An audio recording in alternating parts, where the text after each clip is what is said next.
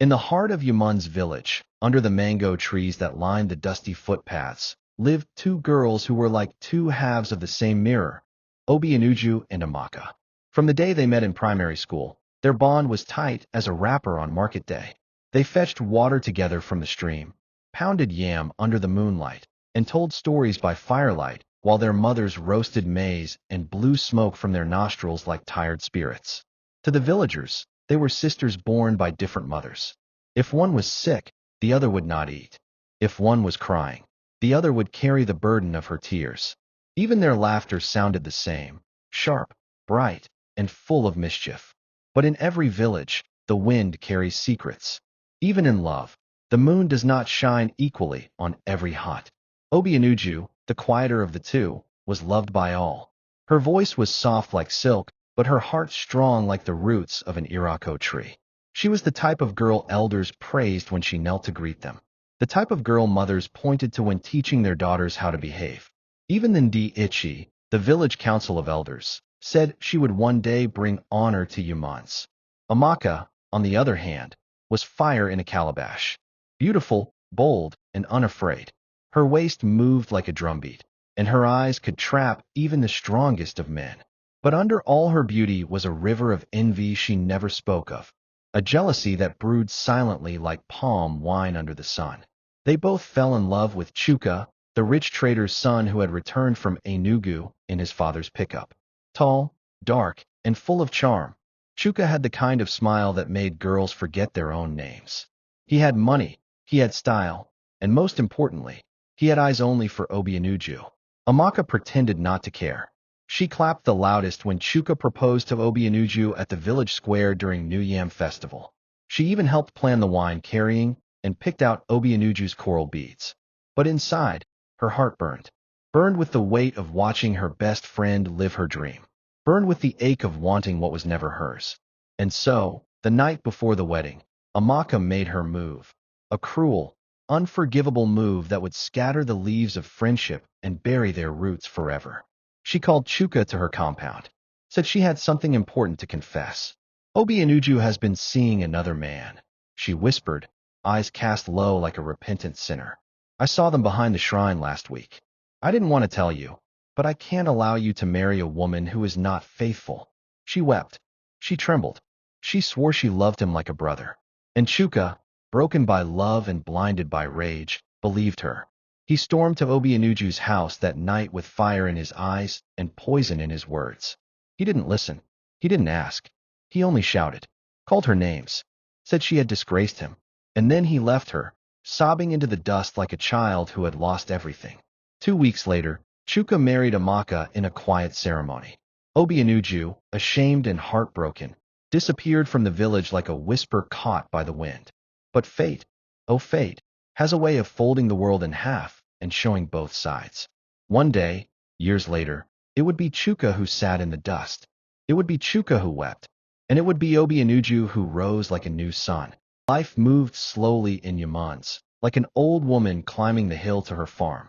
The sun still rose from the same eastern path. Goats still bleated at dawn. Children still fetched water with cracked yellow buckets. But one thing had changed. Obianuju was no longer a part of it. She vanished without a word, like dew before the morning sun. Some said she traveled to ABA. Others swore they saw her boarding a bus to Port Harcourt. A few said she had run mad and was living by the riverside. But no one truly knew. All that remained of her was silence, and Amaka. Now married to Chuka, Amaka wore her victory like a queen's crown. She walked with the pride of a lioness who had won the jungle.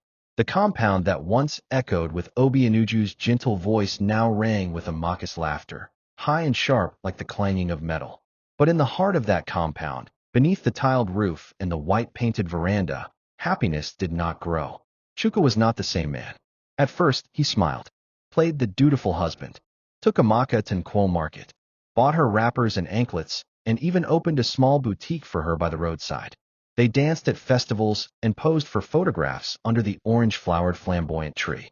Then the baby came, a boy with round cheeks and eyes like the moon. Sampachukwu, they named him, a name that meant, join me in praising God. Chuka carried him on his back and boasted to his friends in the palm wine joint, my son will be stronger than me. But as Samtachukwu grew, Amaka began to change. She became restless, cold. Her laughter, once loud and frequent, grew scarce. Her boutique fell into neglect. The fabrics hung like forgotten dreams, faded and untouched. And worst of all, she began coming home late. Some nights, she would say she wanted to see a supplier. Other times, she claimed she was stuck in traffic or had to meet a friend. But Chuka knew something had shifted. Her eyes no longer looked at him. Her touch no longer lingered. Her body was present, but her spirit had flown. He tried to talk to her. Amaka, are you all right? He asked one night as they lay in bed, the lantern casting long shadows on the wall. I'm fine, she replied, turning her back to him. Why are you always outside? He pressed. You don't care about the house anymore. She hissed and sat up. So I should sit here and rot? I'm not like those women who cook and wait for their husbands all day. I have a life, Chuka. He stared at her, confused. What about us? What about Samtachukwu? Her laugh was bitter. You think a child is enough to chain a woman? Let me tell you something, Chuka. This marriage is not what I imagined. He wanted to ask what she had imagined, but fear held his tongue. Days turned into weeks, and Chuka became a stranger in his own home. He no longer touched his wife, no longer smiled at his son. He started drinking again, small bottles at first, then full crates. The man who once walked with pride now stumbled through the village like a ghost of himself. People began to talk. Have you noticed Amaka these days? She's always dressing like someone going to Lego's party. One woman whispered at the stream. I saw her in a tinted car the other day. That's not Chuka's car, oh, another replied. Maybe she used Agua to marry him, an old widow murmured. But no one dared confront her. Amaka had become too sharp, too bold. She had money, new friends, and a way of looking at people that made them feel small. Meanwhile, in another corner of the same village, Obianuju was rising like cassava from rich soil. She had not run mad. She had not gone to ABA or Port Harcourt. She had gone to Aka, to her mother's distant cousin, a widow who ran a poultry farm. There, Obianuju wiped her tears with her hands and buried herself in hard work. She cleaned coops, fed chickens, and slept on a mat beside a kerosene stove. But slowly, her pain became strength. She saved money, bought a small sewing machine, took tailoring classes in the evenings, learned how to design ankara and lace like a professional. In 2 years, she opened her own fashion shop, Uju Stitches. It became the talk of the town. Her designs graced brides, chiefs' wives, and even the governor's daughter. People came from far and wide to sew with Obianuju. She became known not only for her talent, but for her grace. She spoke little of her past. When asked about Yaman's, she only smiled and said, It is where I learned the meaning of betrayal. She bought a small car, built a bungalow for her mother, sponsored the education of 3 orphan children. She was no longer the girl who cried on the ground. She was a woman who walked with her head high. And then one day, her path and Chuka's would cross again. But that day had not yet come. Because at that moment, back in Yaman's, Chuka was about to face the cruelest morning of his life. He woke up to find his wife sitting at the edge of the bed, dressed in a tight gown and high heels, suitcase beside her. She did not look at him. Her voice was calm, too calm. Chuka, she said, I'm leaving. He rubbed his eyes. Thought he was dreaming.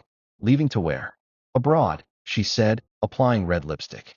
With my real husband, the father of Samtachukwu. The room went quiet, like a grave. Chuka sat up, heart thudding. What are you saying? She zipped her bag slowly. The child is not yours. He never was. You were just a placeholder. Amaka, he shouted, standing now. You're joking, right? Tell me it's a lie. She picked up her handbag. I should have left a long time ago, but I stayed to see if I'd feel anything. I didn't. Tears welled in his eyes. You destroyed my life. You lied. You. She looked at him, a smirk dancing on her lips. Maybe you should have believed Obianuju that day. Goodbye, Chuka. And with that, she walked out of his life, taking the child, the lies, and the last piece of his sanity. Chuka collapsed onto the bed, a broken man in a house with no laughter. The same house that once rejected love now reeked of regret. And far away, in Aka, Obianuju laughed for the first time in years, not out of spite, but from a joy that had grown deep within her. The day Amaka left with the child was the day Yaman's village fell silent around Chuka. News spread faster than a forest fire in Harmattan. By noon, The women at the stream were already humming their songs of judgment, and the men at the palm wine joint had emptied 3 calabashes while shaking their heads. Didn't I say it? One of the elders, Pa Okonkwo, declared, his voice rough like gravel. Any woman who shines too bright, without source, is carrying shadow on her back. Chuka threw away gold and picked pepper. Another man added, wiping his beard. Now he knows that beauty without loyalty is like yam without oil, sweet to the eye, bitter to the mouth. Chuka, however, heard none of this. He remained locked inside the house that had once been filled with wedding gifts and the cries of a baby. Now, it echoed with silence. A painful silence that pierced his ears and stabbed his chest. He sat for hours on the wooden bench in his sitting room, staring at the cracked wall like it held answers. Pictures still hung where they had been placed, photos of him and Amaka smiling, of Samtachukwu with cake on his cheeks during his 3rd birthday. But now those pictures mocked him. He did not eat. He did not bathe. The neighbors began to worry. Should we call his brother in Enugu? One asked. Leave him, another said. Maybe when hunger beats his head, he will stand up. But hunger did not wake him. Regret did. On the 4th day, Chuka finally emerged. His shirt was torn at the collar, and his eyes were red like someone who had battled spirits all night. He walked straight to Eek Market, not to buy, not to greet, but to find the one person he had chased away without trial, Obianuju. What he did not know was that Obianuju was no longer the girl who had waited for him in her mother's compound with eyes full of dreams. She was now a woman built from ashes, with strength braided into her soul like a warrior's crown. He asked around, where can I find Obianuju? A food seller looked up from her pepper soup and laughed softly. Which Obianuju? Uju Stitches. He nodded. Yes. Huh. My brother, you will need transport. She is an Aka now. Big woman fashion designer. I even heard her cloth go abroad. Chuka stood still for a moment. Her cloth go abroad. And he was here, in rags, begging for her name. He returned to Yaman's feeling even smaller than he had before. That night, he did something no man in his family had ever done. He wept at his father's shrine. He knelt before the carved wooden mask, the one his grandfather had brought from Succa, and he wept until the soil beneath him drank his sorrow. Papa, he whispered, forgive me. I wronged an innocent girl. I threw her away because of a lie. I am now a man without a son, without a wife, without dignity. The wind did not answer him, but the rustling of the Irako leaves above seemed to sigh. The next morning, he traveled to Aka. He wore a borrowed shirt, ironed so stiff it could cut yam.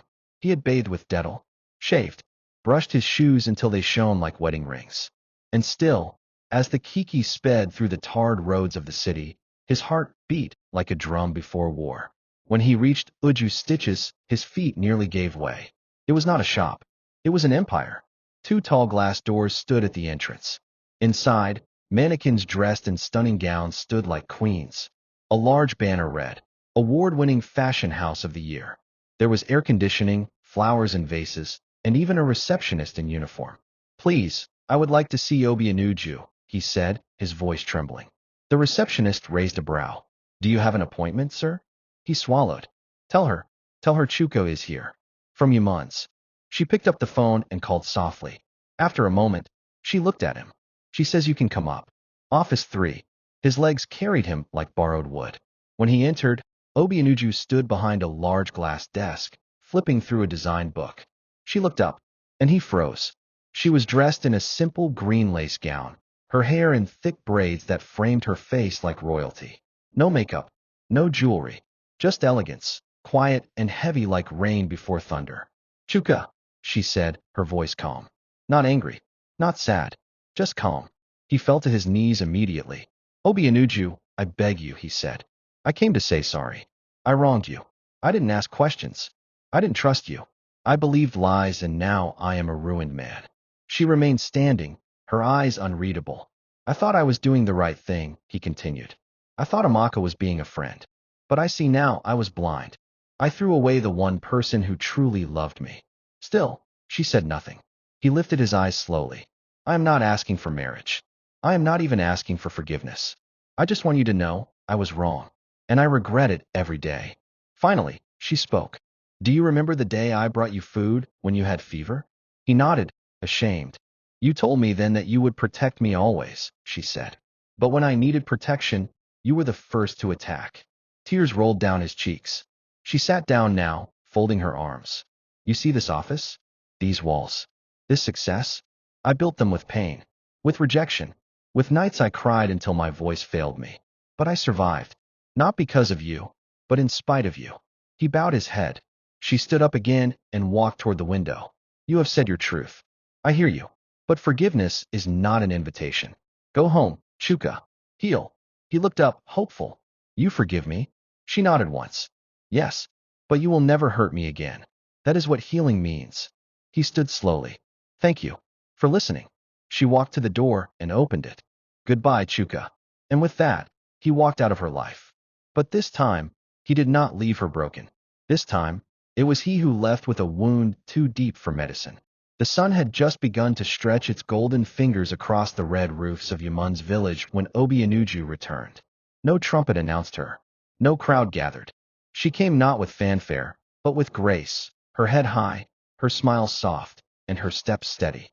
She wore a simple wrapper and blouse, the kind her mother used to sew when life was humble but full of joy. She didn't need diamonds to shine anymore. Her peace was now her adornment.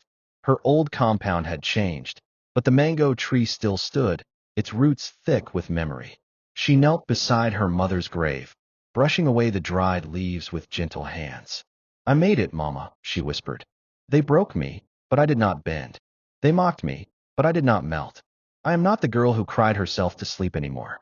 I am a woman now, and I came home, not to prove anything, but to let peace find me again.